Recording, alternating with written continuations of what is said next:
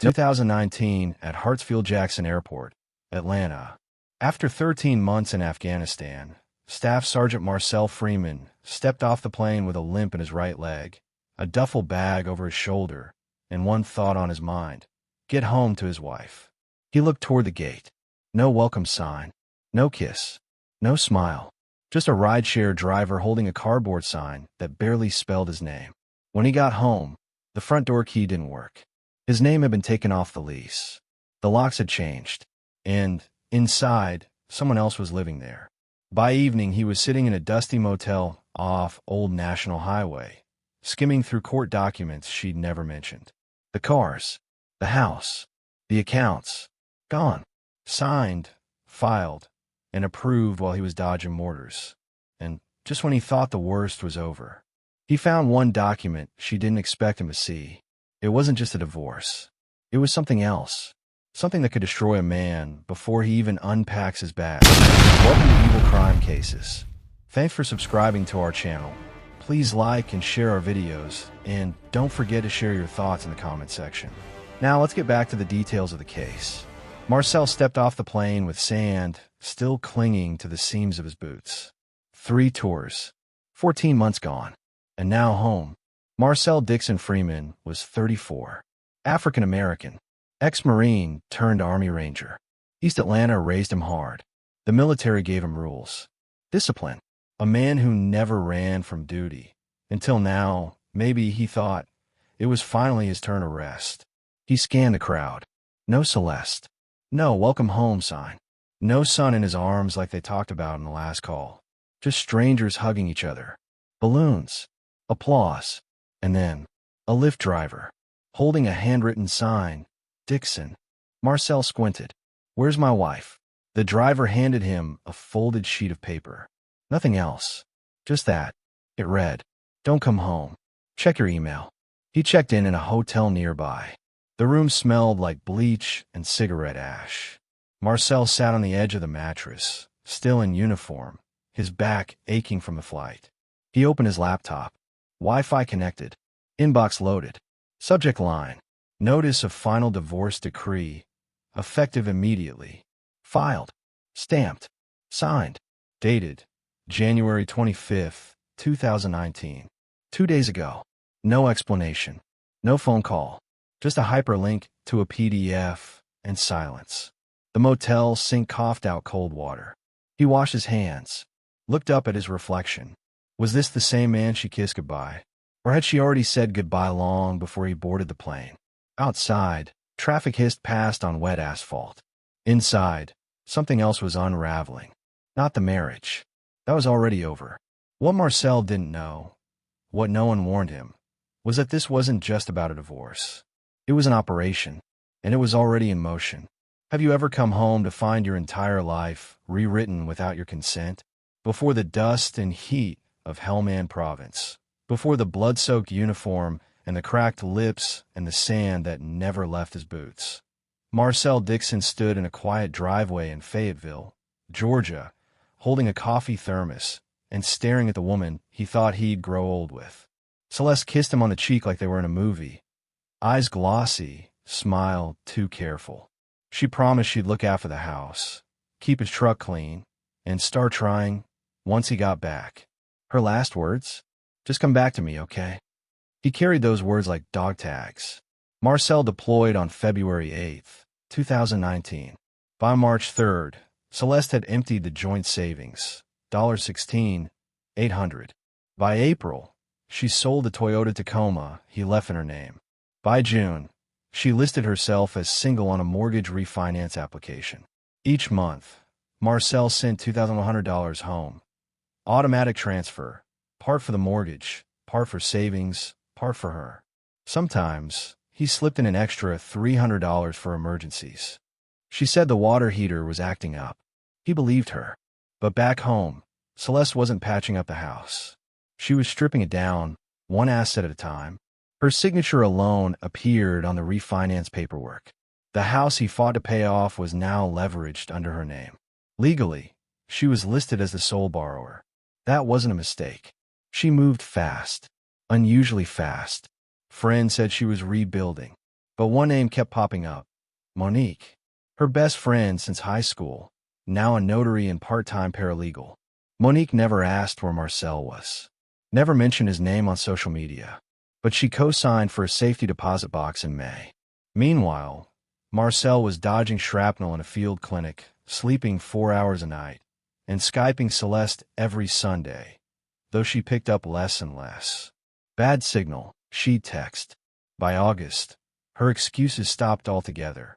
Then, on September 19th, she listed the Fayetteville home on Zillow, staged, cleaned, and photographed without a trace of him. No uniforms. No wedding photos.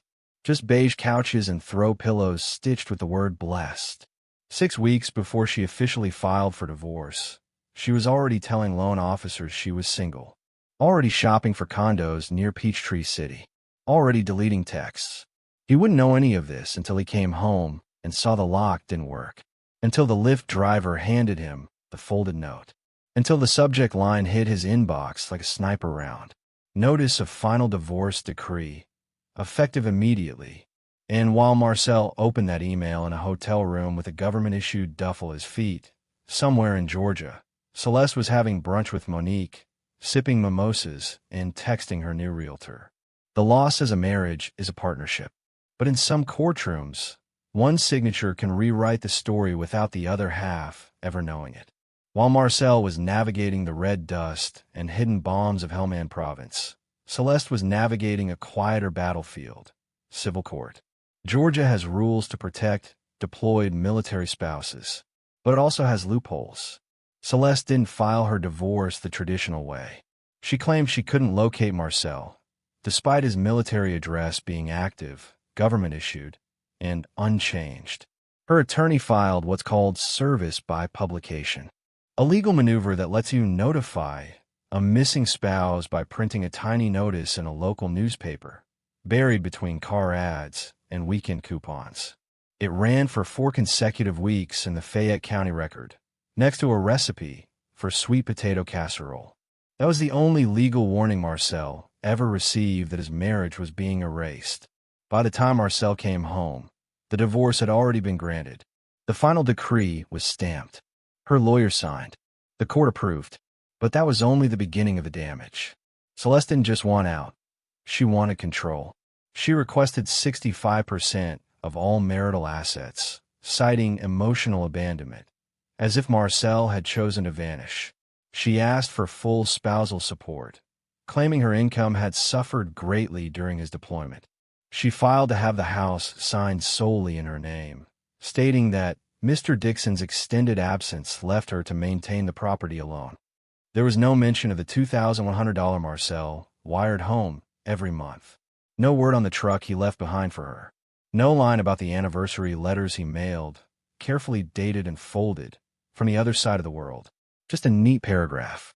Cold, legal, final. And Marcel? He found out inside a government office, standing at a clerk's desk, flipping pages with his name on them. Only it wasn't his handwriting anymore. It wasn't his story. It was someone else's version. Filed, finalized, and weaponized. Monique, Celeste's longtime friend, signed an affidavit stating she had no knowledge of Mr. Dixon's location.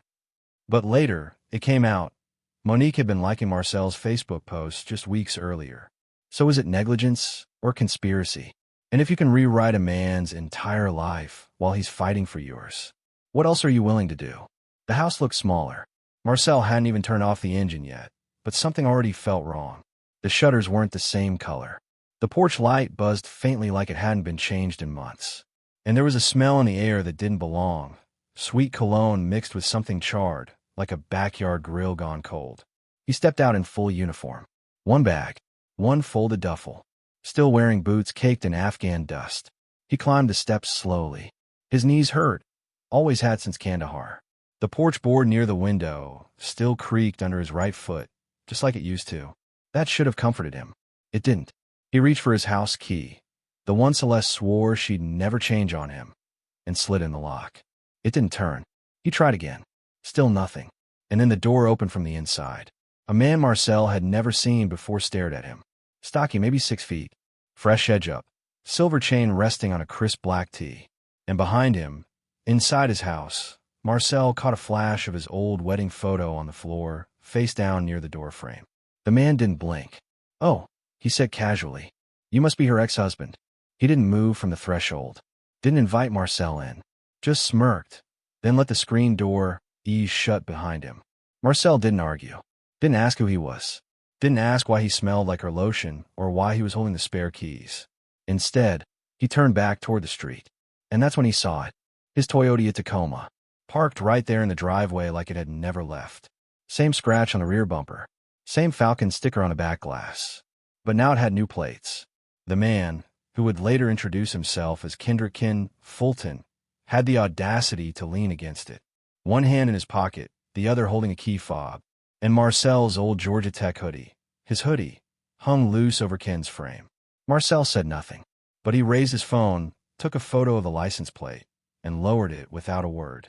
Then he walked. Past the mailbox Celeste used to forget to check. Past the yard he once cut every Saturday morning before sunrise. Past the cracked driveway where she told him, the day before he deployed, that she'd wait forever. That night, Marcel didn't call anyone. Didn't cry. Didn't drink. He parked 4 blocks down at a closed gas station in his rented Ford Focus. Put the seat back. Pulled his cap low. Left his boots on. He didn't sleep. He couldn't. The next morning, he used the bathroom and washed his face with cold water. Not because he was dirty, but because he couldn't remember the last time anyone had looked him in the eyes and called him a husband. The attorney didn't flinch. Didn't offer sympathy. Just facts. He flipped through the divorce papers like they were receipts. Said the house was no longer in Marcel's name. Said the quitclaim deed had been filed while he was overseas. Said the notice was printed 3 times in the Clayton County Daily Report. Standard procedure for service by publication. To the court, Marcel had been notified. To the world, he had vanished. But the man who once wore the flag on his chest knew how to search in silence. Recon was second nature. He started with the one thing they forgot to erase, the bank. He requested 6 months of statements from the old joint account, closed now, but archived by law. The teller printed it out reluctantly. Marcel didn't blink. Line after line, withdrawal after withdrawal, each marked with the same quiet brand, K. Fulton Auto Repair. Over $12,000 gone. Not for the mortgage. Not for the kids. Every cent funneled into Ken's shop. While Marcel was dodging IEDs and rationing toothpaste, Ken was cashing checks on his marriage. But went back further. The earliest transfer was 15 months before the divorce. Long before the papers. Long before the Dear John letter arrived at his base with no return address. Celeste hadn't just left him. She'd emptied him. Slowly, legally, and with surgical precision. And it wasn't a mistake. It was a strategy. Every signature she wrote was a scalpel. Every payment to Ken was a burial. And the man she once swore to wait for was already being replaced. He sat in the truck she hadn't taken. Engine off, radio silent. The paper rested on his lap like a death certificate. He folded the pages once. Then again, pressed the crease with his thumb, and stared straight ahead. He wasn't angry. Not yet. Anger comes fast. This was something slower. Something that learns your breathing. Something that waits. The truth doesn't always arrive loud. Sometimes it slips in quiet, like a draft beneath a locked door. Marcel had spent 14 years in the U.S. Army, most of them embedded in the kind of places that train you to watch everything. He knew how to read terrain, listen without speaking, and track a lie before it's fully formed. So, when his attorney suggested Kendrick Fulton might not just be a rebound, Marcel did what soldiers do best. He reconned. He hired a private investigator from Decatur, quiet, expensive, and known for being discreet. 3 weeks later, the PI handed Marcel a file, thick and grim. Kendrick Fulton wasn't just a mechanic. His real name was Kendrick Darnell Fulton, born in Baton Rouge. He had a sealed juvenile record, 2 aliases, and a federal case from 2007 that was dismissed under mysterious terms. Something about a plea deal that vanished into a sealed docket. More recent, he'd married a woman in Lafayette in 2015. Never divorced her. Just stopped coming home one day. Moved to Georgia. Her name was Tasha. She was still legally his wife. And she'd filed 2 police reports about forged credit cards and missing savings. Marcel flipped through the photos. One caught him cold. Ken standing beside a new woman. Different house. Same pose. Hand on her lower back. Same angle he'd taken with Celeste. Like a rehearsed dance. But it didn't stop there. Kendrick had done this before. Twice. In 2011, he lived with a woman named Carl out in Monroe. Took over her finances. Opened accounts in her name. She only found out when her landlord called about unpaid rent on a house she never lived in. No charges stuck. In 2004, he moved in with a woman in Texarkana after answering her Craigslist ad for a roommate. Within 6 months, she'd lost her savings and car. He ghosted. No trace. Every time, same pattern. Charming. Fixes things. Moves in fast. Then starts bleeding the victim dry. The PI didn't editorialize. He just left the folder and walked out. Marcel sat in his car for hours. No radio. No AC. Just him and the sound of his own breath. 14 years he'd served. He'd survived sandstorms and sniper fire. But this was the first time his chest physically hurt. He didn't tell anyone. Not yet. He needed to know how deep it went. He logged into his old banking records again. Found that K. Fulton Auto Repair, the same name that kept showing up in Celeste's withdrawals, wasn't a registered LLC. It didn't exist. No tax ID. No mechanic's license. No business filings in Georgia or Louisiana. It was a front. A shell name for cash withdrawals. And she'd been funneling money to him long before the divorce even started. Which raised a deeper question. Was Celeste used, like the others? Or was she in on it? That question kept Marcel up most nights now. Not rage. Not grief. Just the suffocating weight of not knowing whether he lost his wife to a con artist, or whether she handed over her life willingly. He thought about the wedding photos. Her dress. His uniform. The vows. Then he thought about Kendrick Fulton, kissing her on the front porch of Marcel's old home. His truck still parked in the driveway. And in that moment, something shifted. Marcel stopped being hurt and started preparing for war. Celeste had news. She and Kendrick had gone into business together. A used car lot, technically in her name. On paper, it looked legit. One of those fast-talking side lot spots off Old National Highway. Balloons, banners, and no credit needed signs flapping in the wind. Marcel tried to process it. How the woman he once prayed for in Kandahar was now hosting barbecues with a man he'd never met. How his deployment pay, every wire transfer and allotment, had been drained. It wasn't until a DMV form came in the mail that he noticed something was off. A digital signature. His name, forged clean as daylight, on 3 loan agreements.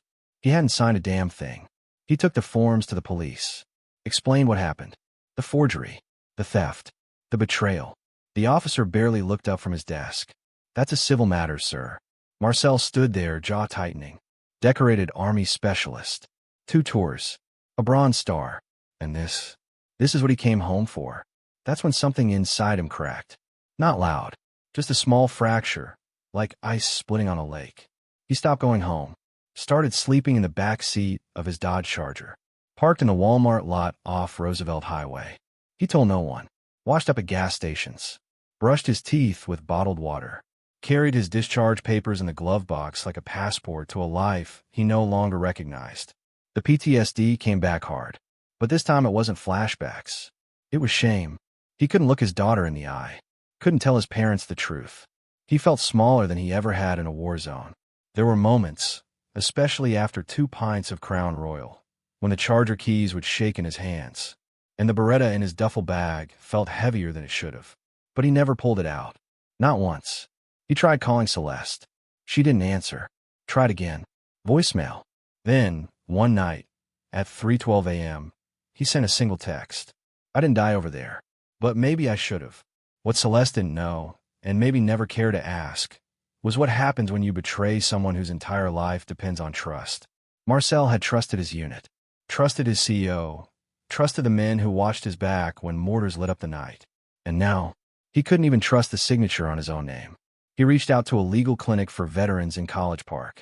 They told him unless he could prove intentional financial fraud or access bank statements with a written admission, the best they could offer was mediation. Mediation. She forged his name, emptied his account, built a life with someone else. And he was being asked to sit across from her like this was a marriage counseling session. Meanwhile, business was booming at the car lot. Ken wore press polos now. Kept a clipboard under his arm like he ran a dealership. He posted filtered Instagram photos. Big money moves, the captions read. One even featured Celeste. She wore the diamond earrings Marcel sent her from Baghdad. Her smile looked permanent, as if nothing had ever gone wrong. But behind the scenes, Kendrick was hiding paperwork, changing addresses, opening accounts in Celeste's name, and then ghosting on creditors. It was a routine he'd perfected in Louisiana, Texas, and now Georgia. Celeste didn't see it coming. But Marcel, he had already seen it all. By mid-January, Marcel had almost nothing left. No address, no income, no marriage, no justice. Only Dusty, his Belgian Malinois, the dog he'd raised from a pup, trained for tactical response, and slept beside on the worst nights of war. She was the one living soul who didn't change when he came back damaged. The one that greeted him the same way, war or not. She was memory wrapped in fur and instinct. She was his last witness, his last anchor. He hadn't seen her in months, but he assumed, he trusted, Celeste would never touch the dog. Until that Thursday. He pulled up to the house unannounced. His old house. The one he had renovated with deployment bonuses. The one Ken now parked his Cadillac in front of. The new blinds were drawn. The doorbell had been removed. When no one answered, he didn't knock again. Instead, he walked to the side gate and whistled once, softly. No pause. No rustling. No Dusty. Just silence. He drove to the Fulton County Animal Shelter, thinking maybe she'd run off, and someone found her. Maybe there was still time. Maybe he could fix just one thing. The clerk squinted at the records. She didn't ask for ID. Didn't need to. The look on her face told him everything before she said a word. That dog? Yeah. She was surrendered 2 weeks ago. Aggressive behavior, they said. He asked who turned her in. A man. Gave his name as Kendrick. Fulton. She paused. Dog was chipped. Said the owner was Marcel. But the paperwork had been corrected. It happened sometimes. Corrected. Not forged. Not stolen. Just corrected. The kennel log showed Dusty was euthanized within 72 hours. They marked her cage with a red tag. Standard procedure for high-risk breeds surrendered without medical records. 3 years old. Medically healthy. Highly trained. Executed like property. That night, Marcel parked 2 streets over. Stayed in the car. Engine off. He stared at the lit window where Celeste now slept. Or maybe not. He didn't care. He clutched Dusty's old collar, the only thing the shelter let him keep. Felt the worn leather in his palm, the groove where her name tag had once hung. And for the first time in months, he didn't cry. He didn't drink. He didn't rage. He simply unraveled. Marcel drove west. Out of Atlanta. Into Alabama. Past rest stops, gas stations, and abandoned lots. No calls.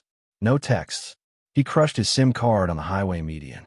He threw his VA badge into the Chattahoochee River. Tore up his DD, 214 discharge certificate. Burned what was left of his bank statements in an old coffee can at a rest stop. He kept only 2 things. Dusty's collar, and a small, leather-bound notebook with 7 words on the first page. No one saw me. No one sees me. From that night on, Marcel stopped sleeping. He rented storage units under aliases. Paid in cash. Avoided cameras. Moved like he learned to move overseas. Quiet. Deliberate. Invisible. He didn't make threats. Didn't scream in a voicemail. Didn't post on Facebook. But his eyes, if you'd seen them, were not the eyes of a man mourning a pet.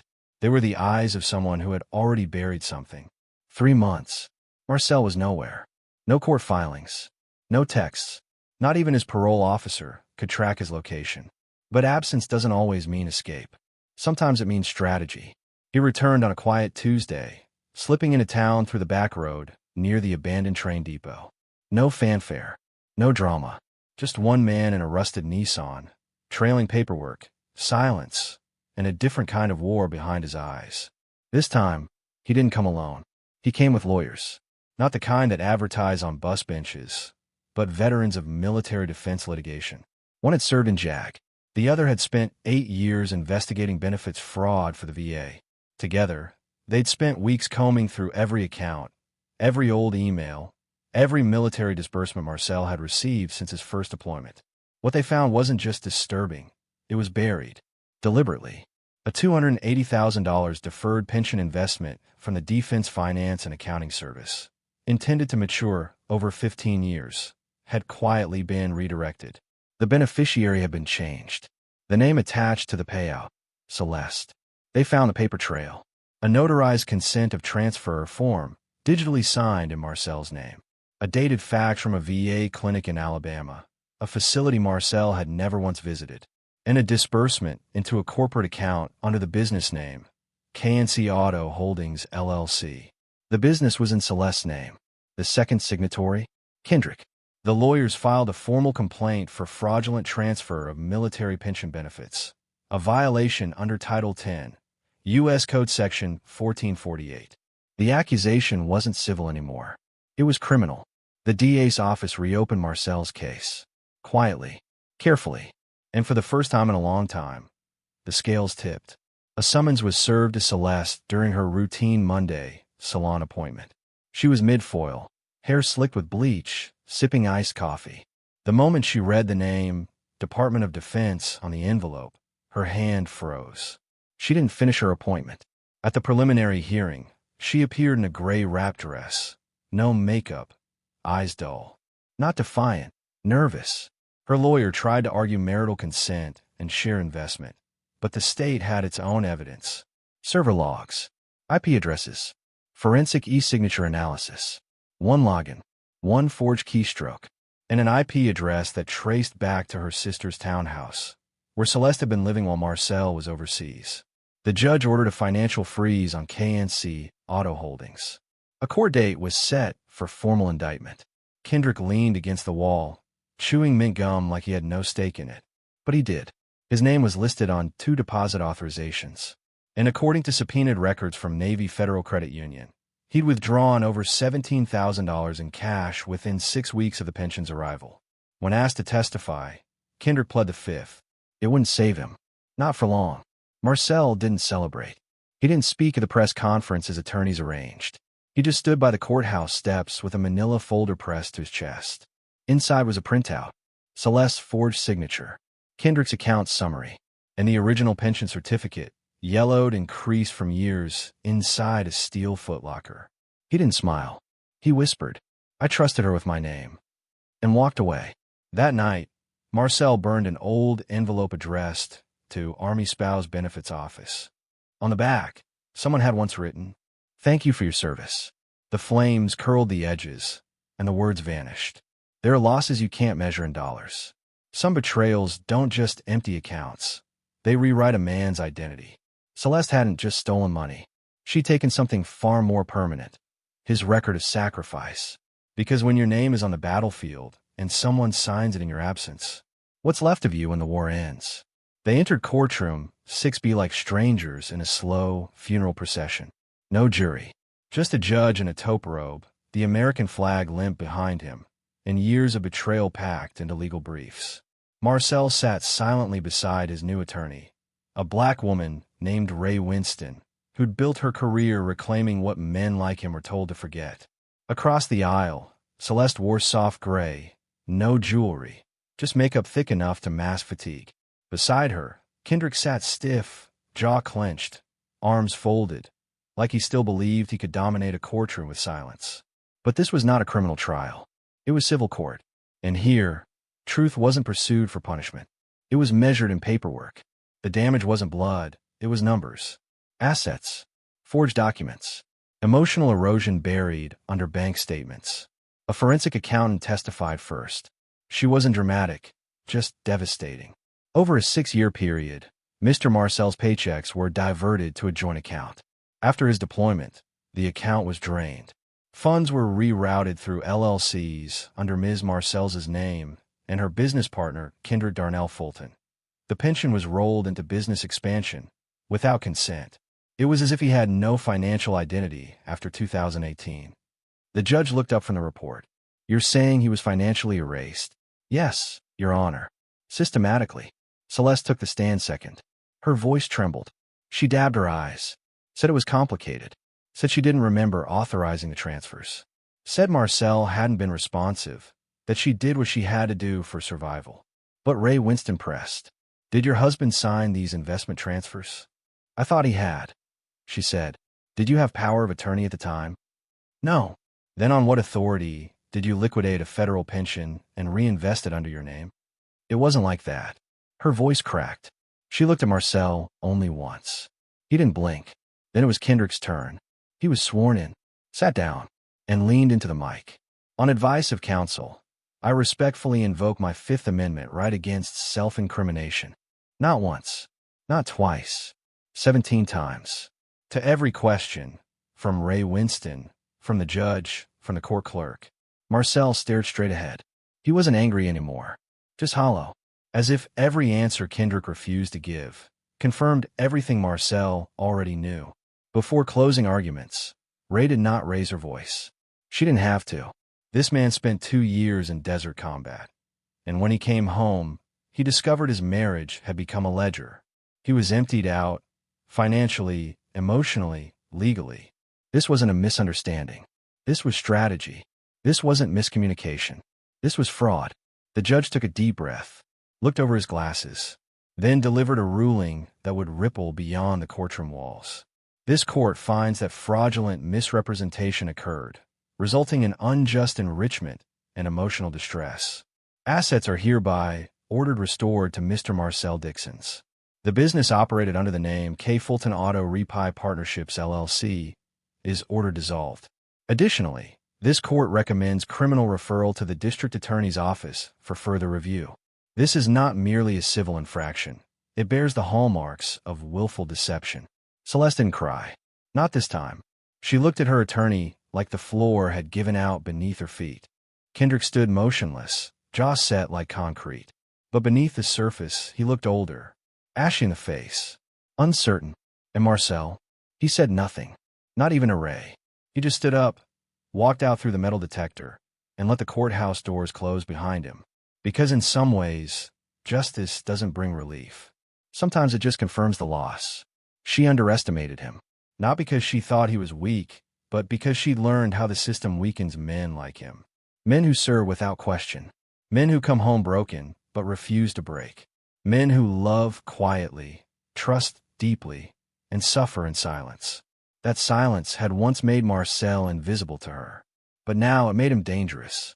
3 months after the civil court ruling, something unexpected surfaced. A backup email cache, recovered by a forensic data specialist hired by Marcel's new legal team, revealed a private Gmail thread Celeste thought she had deleted. She hadn't. The cache had been automatically preserved by her former marketing assistant on a shared cloud drive, and it painted a damning picture. Subject line: TikTok mantelpiece clock. Date: 11:27 p.m., 6 days before the divorce hearing. Sender: Celeste J. Realty at Outlook.com. 2. KimBCapital@gmail.com. Filed the motion late on purpose.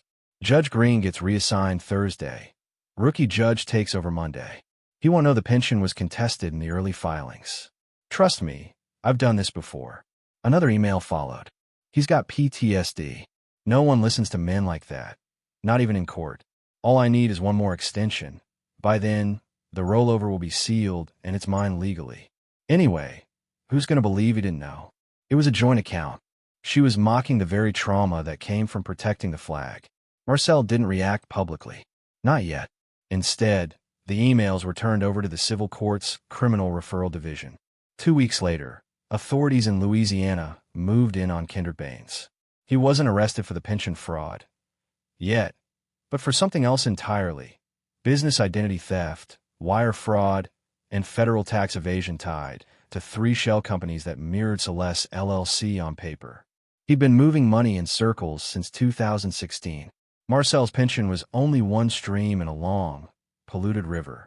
At a brief press conference outside the courthouse, Marcel finally stepped forward. He didn't say much. He didn't need to. His voice was quiet but sharp, like a blade dulled by war and sharpened by betrayal. I fought for my country. I never thought I'd come home and have to fight for my name. They took more than money. They took my peace. But I'm still standing. Because some men know how to suffer without surrendering. Then he stepped back. No applause. No theatrics. Just a quiet walk to his car. But inside, something was permanently altered. He'd lost trust. Not just in people, but in systems. Celeste's betrayal wasn't just romantic. It was surgical. She had exploited every hole in the legal process, every gendered assumption, every bureaucratic blind spot. She'd used his discipline against him, his faith in structure. She weaponized his character and called it incompetence. And for a time, the court believed her. Now, the tide was shifting, but at a cost. Marcel wasn't the same. He had won in court, but it hadn't made him whole. Sleep didn't come easy. Crowds made him anxious. He stopped fixing up his motorcycle. He no longer laughed at old war stories. The smile that once carried through a room now barely reached his eyes. Trauma changes shape.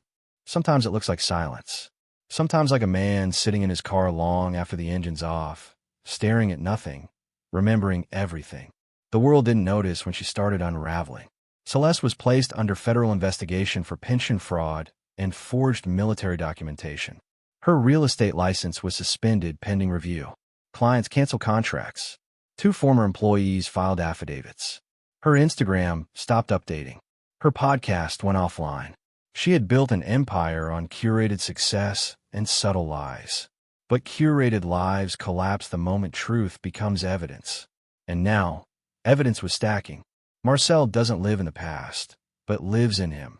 He moved to a quiet suburb outside Atlanta. 1-story house. No kids playing on the lawn. A cul-de-sac where the mail gets delivered late and nobody knocks on your door unless something's wrong. He works 3 days a week at a nonprofit, the Uniform Defense Fund, which provides legal aid to military spouses and service members caught in domestic financial scams. Not many people know organizations like this exist.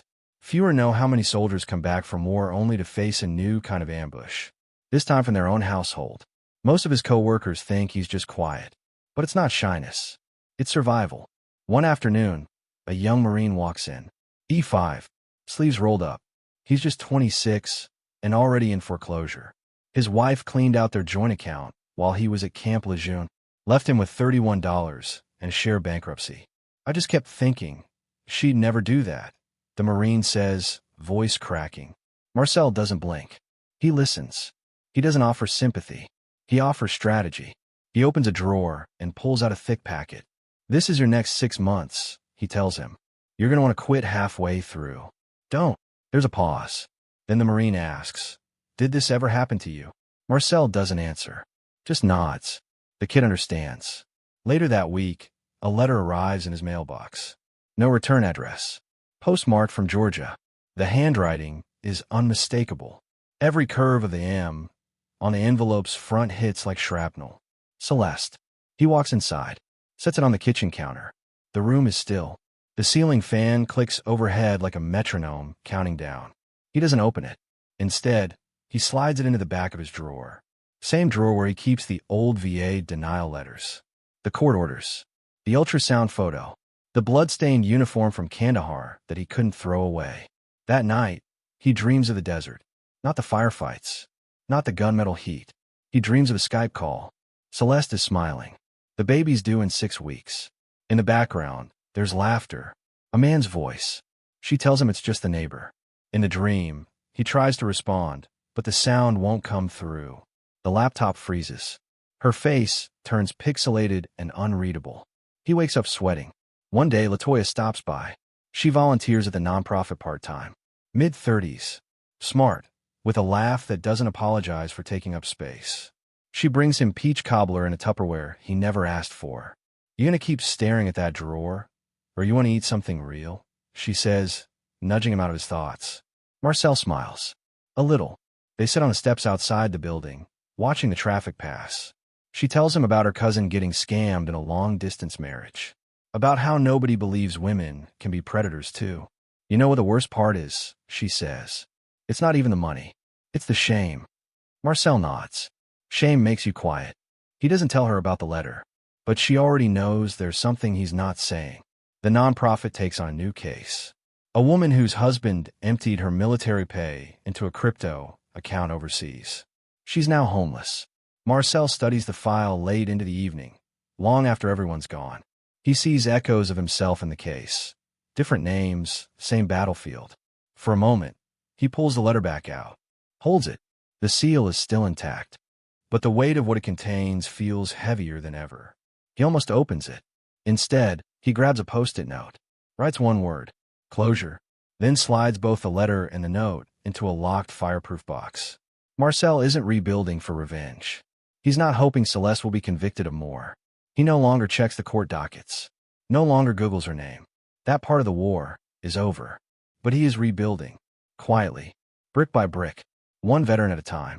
And some nights, he looks out the window, just stares at the street lamp, wondering if healing means forgiving someone who never asked for it out loud, or if it means not needing an apology at all. They say the devil is in the details. Long before the courts, before the lawyers, Marcel had already prepared for betrayal. It was 6 months before deployment. Quiet evening. No fight. No suspicion in the air. Just 2 pens on the table, a document in between, and Celeste flipping through it absent-mindedly. She never asked what it was. Never looked him in the eye. "You trust me?" Marcel had asked. "Of course," she replied, scribbling her name across the bottom corner. What she signed that night was not a will. It was not a family trust. It was a post-nuptial agreement, notarized, witnessed, and filed in a fireproof envelope inside his private military files. Clause 7b. In the event of infidelity or financial deception by either party, the violator forfeits all rights to jointly held assets, retirement benefits, and real property. Marcel never mentioned it again, and she never read it. So when in the courtroom, Celeste sits with her attorney, confident, her lips tight, waiting to negotiate terms, waiting to fight. But the opposing counsel slides a file across the polished oak, stamped, signed, and dated, with her name on it, her own handwriting, staring back at her like a ghost from a better time. Her lawyer's face drains of color. "Celeste, did you sign this?" She doesn't answer, because she already knows. She signed her own undoing with a ballpoint pen, distracted, smug in her security, too confident to ask questions. And just like that, the house, gone. The cars, gone. The military pension, untouchable. The savings she moved behind his back, recovered in full. Even the engagement ring, claimed under a fraud clause in George's family law. Her silence in that courtroom was louder than any outburst. Just the slow, sinking realization that she had lost everything. Not because of what she did, but because of what she ignored. As the judge read the final ruling, Marcel didn't look at her. He stood still, composed, like a soldier waiting for the plane door to open, knowing the jump was worth it. He had survived her war, and this time, the paperwork was on his side. He survived Afghanistan, and he survived betrayal. But the healing? That's a different kind of war.